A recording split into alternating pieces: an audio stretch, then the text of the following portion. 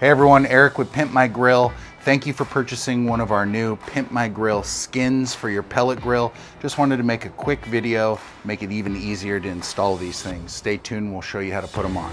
Okay, so the first thing you want to do is make sure you start with a clean and dry surface.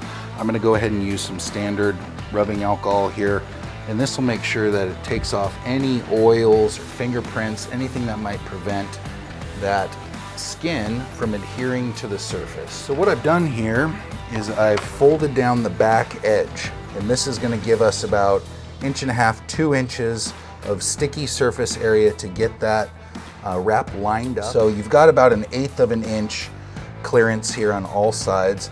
So we're going to start about dead center, about 1/8 of an inch lower.